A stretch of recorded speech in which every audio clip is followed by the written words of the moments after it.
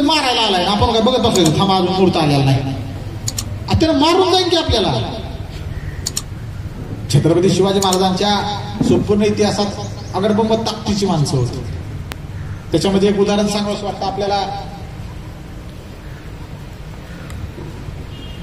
बेहलोलच्या लढाईची, आपल्या नेसरीची लढाई, आणि नेसरीमध्ये जी लढाई झाली त्याच्या आधीची बेहलोल सोबत लढाई झाली. तिथं आपले कुर्तुजीराव गुजर हे सरसेनापती होते आपल्या स्वराज्याचे, आणि त्यांची आणि बेहलोल खानची लढाई झाली. शिवाजी महाराजांनी सांगितलं होतं त्या बेहलोलला चारी मुंड्या चित्त करा, त्याला जित्ता सोडू नका, जसा आहे त्याचं गाडून या. पण झालं उलटच. त्यानं नामोनिशान मिटवायच्या आधी त्यानं हरला आणि पाया पडायला लागला कुर्तुजीराव गुजरांच्या. हुजूर माफी, हुजूर हमें माफी चाहिए, इसके बाद आंख उठाकर नहीं देखेंगे आपके स्वराज्य तक, ये जबान है हमारी.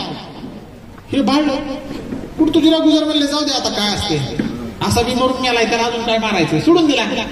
पण ही गोष्ट शिवाजीराजांना कळली, आणि शिवाजीराजांना कळल्यानंतर शिवाजीराजांनी खरबडीत पत्र लिहिलं कुर्तुजीराव गुजरांना, आणि ते काय लिहितात, कसूर केला कुर्तोजी, सरसेनापती आहात आपण स्वराज्याचे, ज्याला ठेचायला पाहिजे होता त्याला जित्ता सोडून दिला, त्याला आवाज दिला, हाच नाग पुन्हा आपल्या स्वराज्याला डसल्याशिवाय राहणार नाही. आता त्या बेहलोलचा मस्तक छटल्याशिवाय तोंड नको नका आम्हाला प्रतापराव.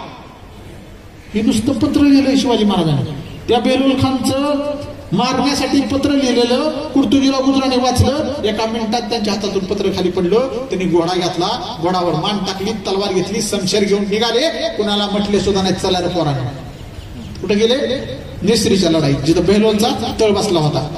आणि त्यांच्यासोबत 6 मावळे गेले लगेच. अरे बाबा सरसेनापती चालले, आपण पण गेलं पाहिजे दिमतीला. ते सगळे जण घोड्यावर फिरले. 7 जण मिळून त्या नेसरीच्या त्या तळावर घुसले. त्या तळात अप्रॉक्सिमेटली अंदाजे 1.25 लाख फौज होती बेहलोल खानची. किती? 1.25 लाख. कशाला म्हणते 1.25 लाख?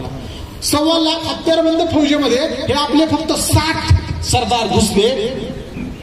रक्ताच्या चिळकांड्या उडाल्या. कुणाचे काय तुकडे किती मिळाले गद्दी नाही त्याची. तास 2 तास तो संवार चालला.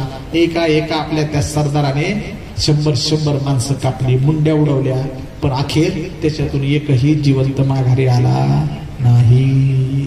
त्या मातीत मिसळून गेली, इतके तुकडे झाले त्यांचे त्या 7 जणांचे. म्हणून ते गाणं वेडात मराठे वीर दौडले 7, ते 7 हे आहे कुर्तुजीराव गुजरांनी ते. आणि कुर्तुजीराव गुजरांच्या या मरणानंतरचा सन्मान, जसं तुमच्यात शौर्य चक्र वगैरे दिलं जातं ना, मरणोत्तर पुरस्कार तुमच्यात देतात, हे शिवाजीराजांच्या कालखंडातून आले. मग शिवाजी महाराजांनी त्या कुर्तुजी गुजरांना मरणोत्तर पुरस्कार दिला. प्रताप गाजवला म्हणून, आणि त्यांचं नाव आता प्रतापराव गुजर म्हणून ओळखलं जाऊ लागलं इतिहासात. आणि इथपर्यंतच थांबले नाही.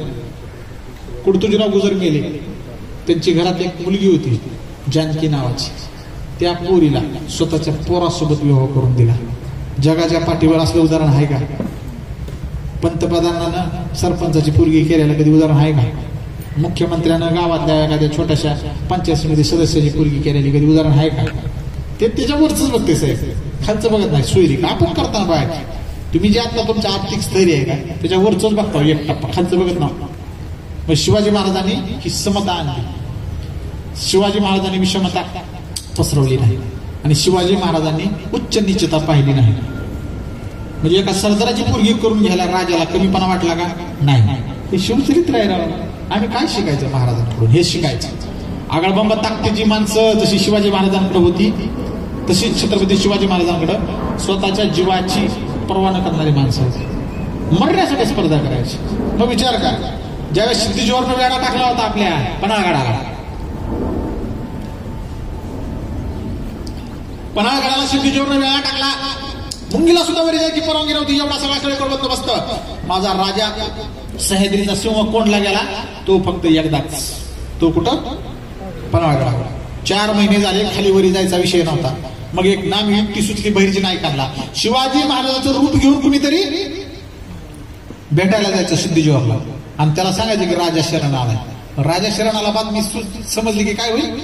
सैन्य दिल्लं होईल. ते वेडा टाकलेला दिल्ला होणार. आणि मग मागच्या वाटेनं बाजीप्रभू देशपांडेला घेऊन काही 400-500 मावळे घेऊन विशाळगडाकडे जायचं योजना ठरली. पण सगळ्यात मोठं प्रश्नचिन्ह उभं राहिलं. काय होतं प्रश्नचिन्ह? साक्षात तुला मिठी मारायला जाणार कोण? मग तुम्ही शिवाजी महाराजांना दिसता. पण तिथं गरजच पडली नाही त्या गोष्टीची.